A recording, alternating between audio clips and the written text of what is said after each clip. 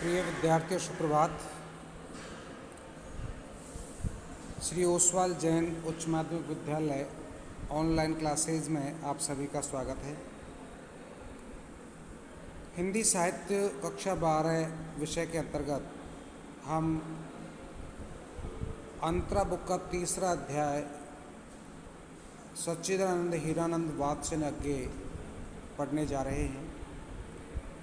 इस पाठ की प्रथम कविता यह दीप अकेला पिछले वीडियो में आप लोगों ने पढ़ी थी।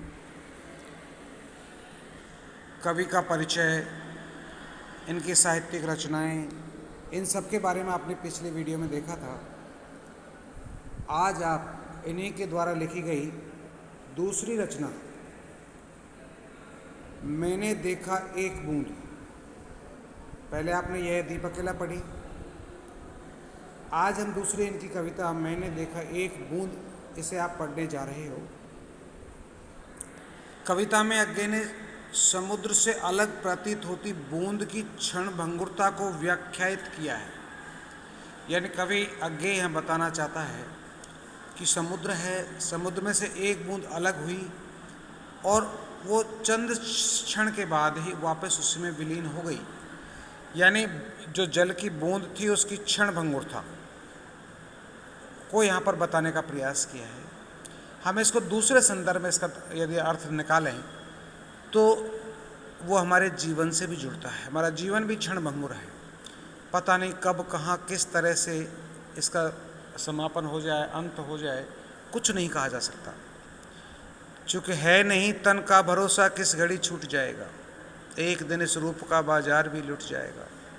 इंद्रियां शिथिल होंगी, सब भोग विष बन जाएंगे, मौत मांगेंगे ना पाएंगे, परे पछताएंगे। तो ये हम जीवन के बारे में कह सकते हैं।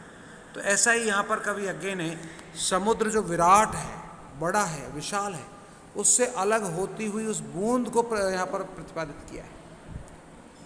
क्या कहता है अज्ञे, आप समझिए इसमें कि यह क्षण भंगुरता बूंद की है, समुद्र की नहीं। समुद्र तो वही विराट रूप स्वरूप है उसका। ऐसे ही परमात्मा विराट है, आत्मा एक पानी की उस बूंद की तरह है। जैसे समुद्र से पानी की बूंद अलग होती है, ठीक वैसे ही हम इसको यदि आध्यात्मिक तौर पर इसका अर्थ अनुवाद करें तो ये हम कह सकते हैं कि मान लो परमात्मा एक विराट समुद्र है और आत्मा एक जल की बूंद। जिस तरह से समुद्र से एक जल की बूंद अलग होकर के उसका अस्तित्व क्षणभंगुर होता है, एक क्षण के लिए चमकती है और वो वापस उसी जल में विलीन हो जाती है, ठीक वैसे ही परमात्मा में से एक आत्मा रूपी अंश हम व्यक्ति विशेष या जीव विशेष अलग होता है और कुछ समय सृष्टि पर रहकर के वापस पुनः उस परमात्मा में विलीन हो जाता है, या आत्मा परमात्मा में विलीन हो जाती है। हम इसका भावार्थ आध्यात्मिक तौर पर ये निकाल सकते हैं, लेकिन हम सीधे यहाँ अर्थ करेंगे केवल बूंद से और समुद्र के उस स्वरूप से।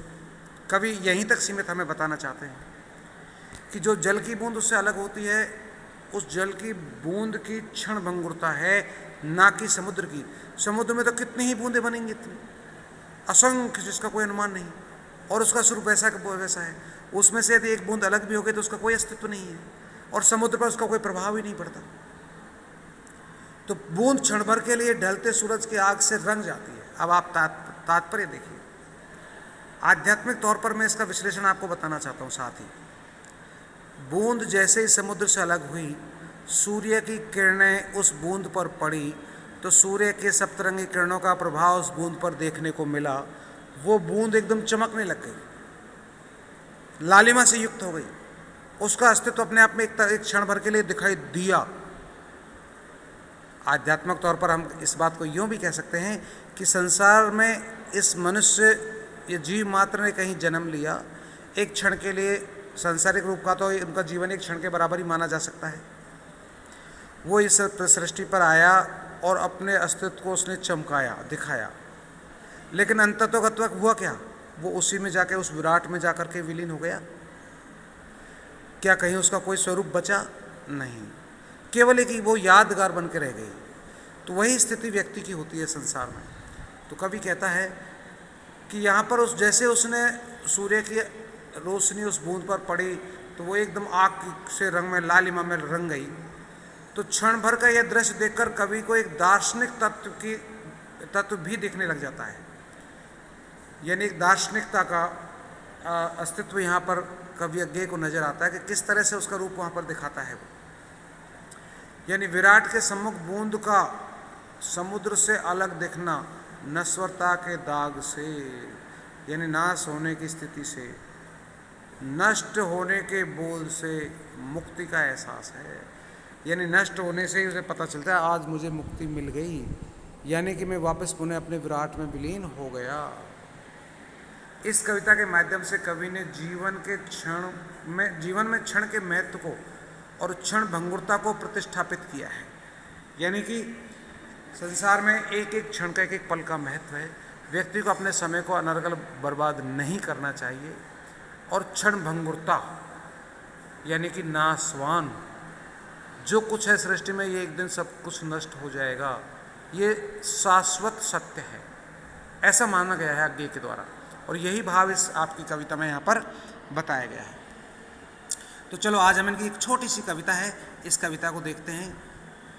ये दीप अकेला के बाद में इनकी ये दूसरी कविता आज आप पढ़ने जा रहे हैं कि मैंने देखा एक बूंद। अब आप देखिए कि मैंने देखा एक बूंद सहसा उछली सागर के झाग से,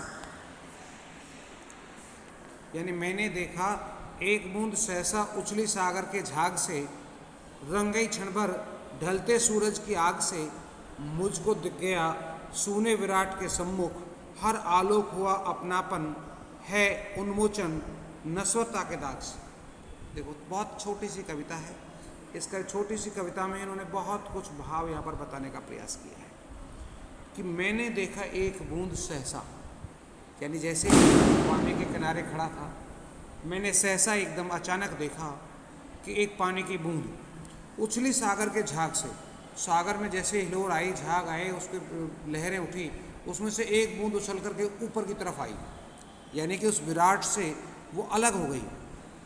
रंग गई क्षण भर, मैं उसे देख रहा हूँ, सूर्य के प्रकाश की सप्तरंगी किरणें जैसे उस बूंद पर पड़ी तो एकदम वो लालिमा से युक्त हो गई, लाल हो गई, रंग दिया गया हो मानो उसको। ढलते सूरज की आग से, क्योंकि ढलते हुए सूरज की जो लालिमा युक्त जो स्वरूप होता है, वो सूर्य का प्रकाश, ढलते हुए सूरज का प्रकाश जैसे उस बूंद पर पड़ा तो उसका रंग एकदम लालिमा से युक्त होकर चमकने लगा।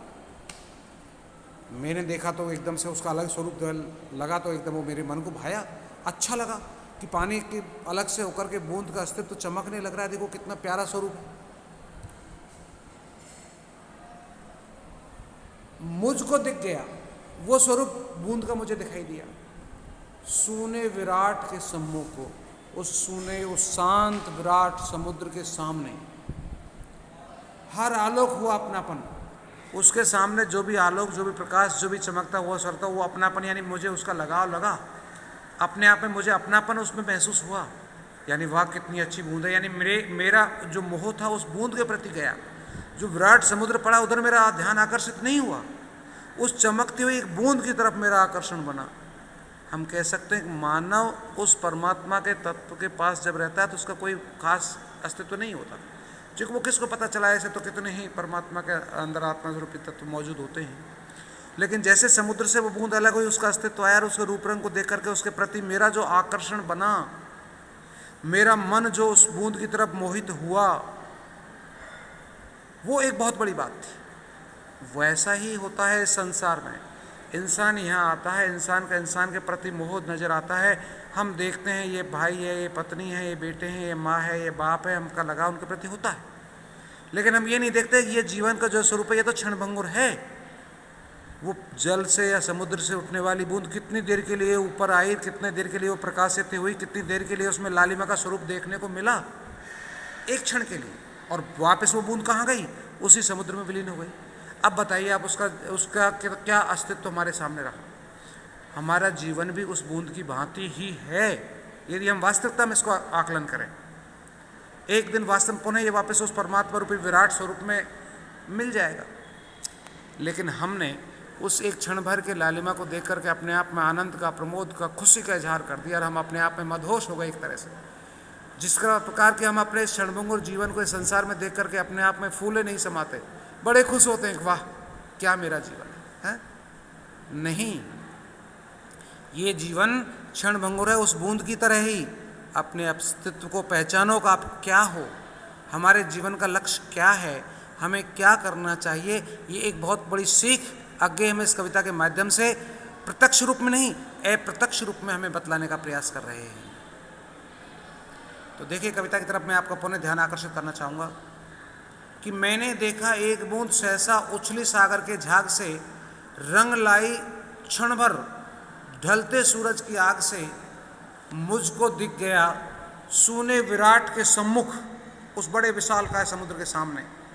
हर आलोक हुआ अपनापन, लालिमा से युक्त जो बूंद का रंग हुआ वो अपनापन पाया, यानी मेरे को बहुत अच्छी लगी। वो है उन्मोचन, उसका वो स्वरूप जो छूटा हुआ था, दिख रहा था, नश्वरता के दाग से, यानी नश्वरता का, नाशवान का दाग उस पर लग गया, अर्थात क्षण भर के बाद ही उस बूंद का अस्तित्व समाप्त हो गया, नाशवान हो गई, मिट गई।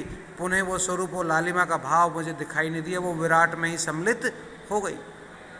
तो ये एक छोटी सी कविता आपने देखा कि मनुष्य का ही यही एक दिन ह्रास होता है इस जीवन में, इस सृष्टि में अपने समय को निकालने के उपरांत वापस वो विराट में ही विलीन हो जाता है, उसका अस्तित्व ही समाप्त हो जाता है।